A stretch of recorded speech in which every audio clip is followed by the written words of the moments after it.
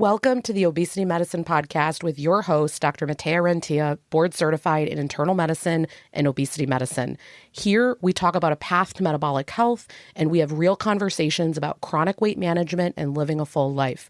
Just a reminder, I am a physician, but I'm not your physician. So everything that's on this podcast is for informational purposes, but please go talk to your doctor about what's right for you. There is no medical advice being given on this podcast. Welcome back to another Your Friday 5. Someone asked this question. I want to go on a GLP-1, but I'm afraid of losing my hair. It's already thin due to menopause. How likely am I to lose more hair? This is something that there's no way that I could answer this without seeing you in the clinic or a dermatologist seeing you in the clinic. That's a question that we can't answer. What we can do is talk around it. The first question that I think is most valuable to get answered is, you working with your physician, whoever would be prescribing this GLP-1, that would be going through a risk and benefit conversation. So when we talk about that, it's not just horrendous side effects that we're talking about. You losing your hair is actually a risk. If that is something where you already feel that it's thin, you're already in a scared spot with it, and you know that potentially putting this stress on your body that you would lose additional hair. The reason I'm like, I don't know that if you would lose it or not is that some people do not have hair loss. Some people have a ton of hair loss. Some people lose so slow that nothing happens. Other people, despite you losing slow, still lose a bunch of hair. It's so variable. But the question is the benefit to me going on this medication, does it far surpass these risks that I have or the things that I really care about? So I think then if you're coming from a place of health, yes, my health would improve if I do this, then sometimes there's some collateral damage that occurs because of that. Let's take loose skin, for example. Am I enjoying loose skin? Absolutely not. But I would any day of the week take loose skin over what it feels like to have 80 to 100 extra pounds on me. It's one of these, every day we have to come back to what's the actual point of all of this, and it's health. And I don't know from this person might have, it might be more of a vanity metric than an actual health thing. It's all valid, right? I just want to really normalize this for everyone. I would come from that question first. And I think that that's something that you talk with your physician about, because everyone's making all these decisions in their bedroom on their own. And I'm like, you need to actually talk to someone, talk this through. Okay, thing number 2, valuable thing.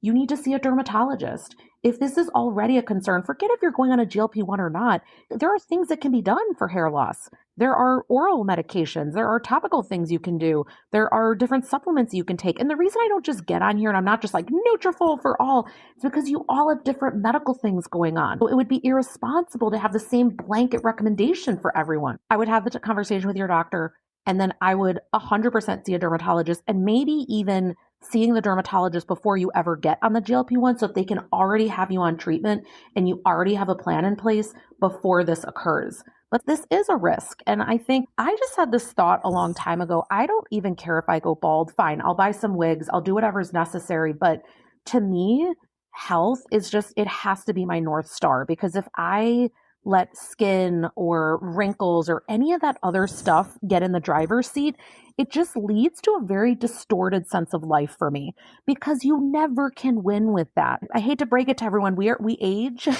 So the gravity only goes in the downward direction. And so if we're constantly hyper focused on that, I just find that it steals all the joy in life. It steals how far I've come. It steals the opportunities for the things I get to do because I'm working on my health and fitness and all the things. And so I know that that's not why you asked this question, but that actually is part of it, because if that wasn't such a focus, it maybe would make it an easier decision to go on the medication or not. So I hope that this was helpful just to talk about things a little bit. But if this is something that you're worried about, a dermatologist for sure is going to be helpful. I can tell you with certainty that all the dermatologists that I know in my life, they love helping patients with this. I hope that this episode was helpful, and I will see you all Monday. That marks the end of today's episode. But if you're newer to the podcast, I want to tell you about something that we have, and it's a free podcast roadmap. So this is perfect for any of you that are listening where you want to be directed to very specific episodes. So let's say that you are just starting out and you want to know, what should I do right when I start on the medications? Or you're experiencing certain side effects on the GLP-1s, or you want to know what to do if you're in a plateau, or if emotional eating is taking over, or if hunger levels are high. So we have many different categories of episodes that we've talked about, because there's a lot at this point.